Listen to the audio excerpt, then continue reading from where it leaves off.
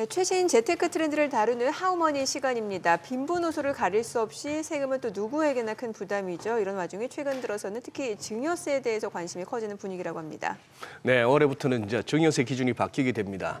증여를 계획하고 계신 분들 어떤 전략을 세워야 할까요? 매주 목요일 이 시간 이제 꼭 필요한 절세 전략을 알려주실 정희원 변호사님 모셨습니다. 어서 오세요, 정 변호사님. 안녕하세요. 네.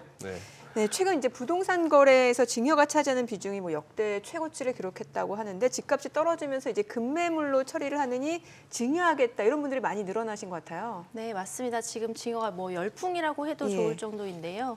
한국부동산원이 1일 공개한 주택 현황에 따르면요. 작년 11월 전국 주택 거래량 중에서 증여가 차지하는 비율이 14.4%에 육박했다고 합니다. 이는 2006년 1월 관련 통계 조사를 시작한 이래 최고의 수치라고 하는데요.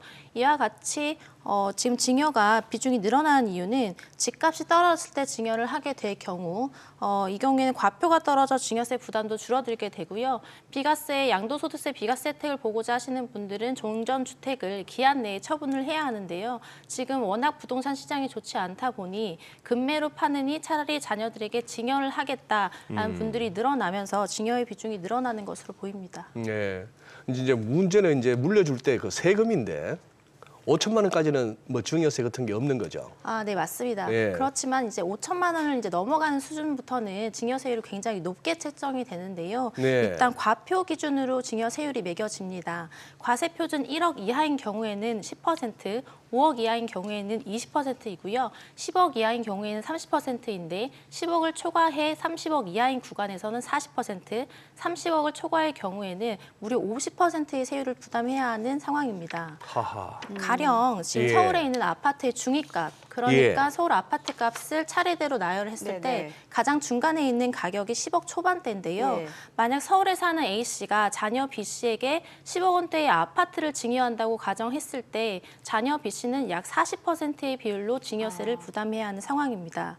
물론 배우자나 자녀들 같이 가족들 간의 증여에 있어서는 네. 약간의 증여 공제 제도가 있습니다. 예. 배우자 같은 경우에는 10년을 합산해 6억, 그다음에 직계 존속이나 비속 같은 경우에는 5천만 원 한도에서 그렇죠. 공제가 이루어지는데요. 이러한 증여 공제가 있다고 하더라도 세율이 워낙 높기 그러니까요. 때문에 그러네요. 증여세 부담이 만만치 않습니다. 네, 가령 10억이라고 해도 40% 여기서 5천만 원 공제 받는다고 해도 꽤 세금 부담이 상당할 것 같은데 그러다 보니까 이제 자녀한테 증여를 할 때 저가에 양도하면 더 유리하다 이런 얘기가 있는데 맞나요? 아, 네, 맞습니다. 예.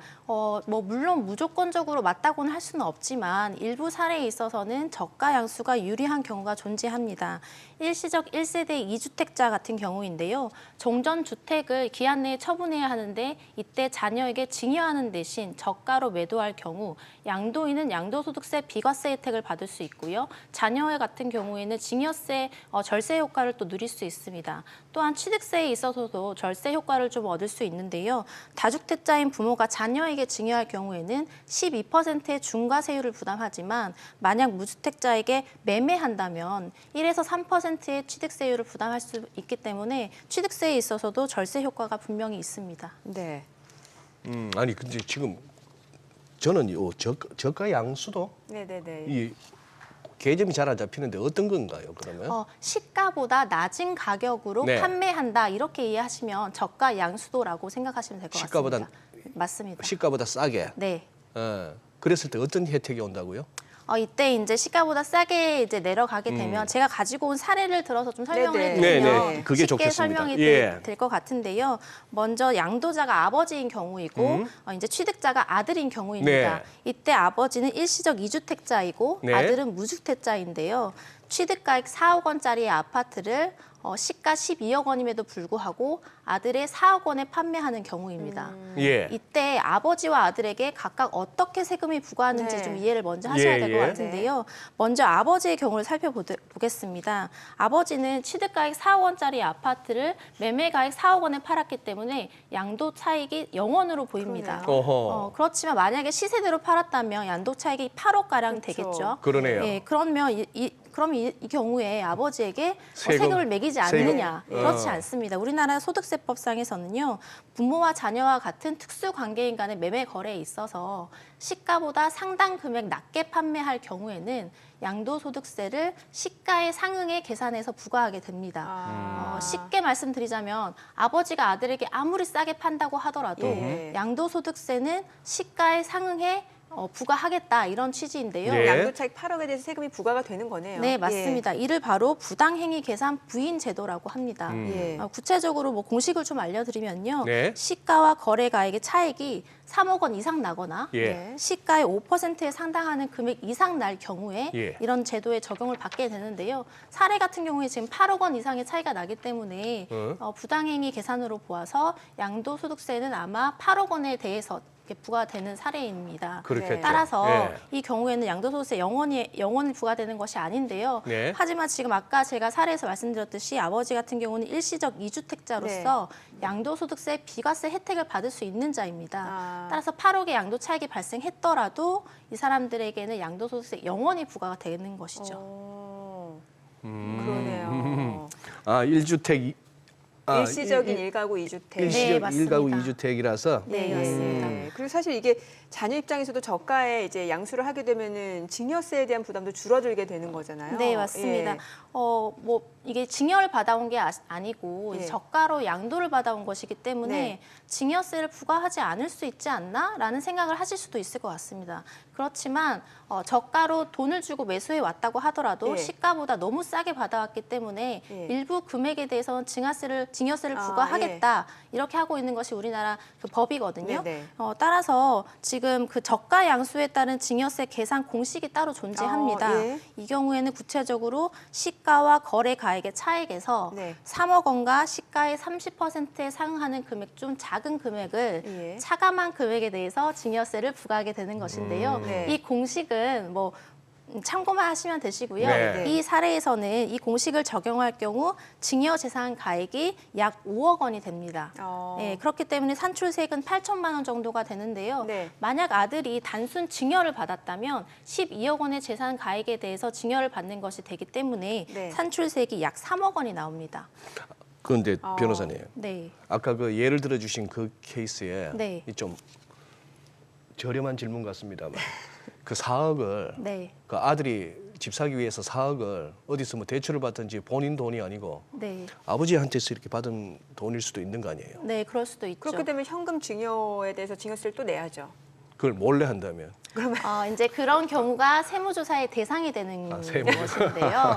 네. 편법을 동원하는 경우에는 이제 부모 자식 간의 거래에 있어서는 방금 말씀하셨다시피 조세 회피의 행위로 많이 활용되기 때문에 네. 세무당국에서 굉장히 주목하고 있는 거래 주목한다. 유형입니다. 네. 따라서 그렇게 이제 편법으로 돈을 마련하거나 하면 이제 세무조사 대상이 되기 십상인 점을 좀 유념하셔야 될 것 같습니다. 네, 네. 그러면 하다못해 현찰 거래가 아닌 통장 거래 내역도 필요하겠네요. 네, 반드시 필요한 것이 실제 거래 내역입니다. 실제 거래 네, 내역. 맞습니다. 네. 그게 이제 세무조사를 받을 당시에 그렇게 거래 내역이 존재한다는 것을 입증하지 못하게 되면 추후에 세액이 추징될 가능성이 굉장히 높기 예. 때문에 거래 내역을 반드시 만들어 놓으셔야 합니다. 네.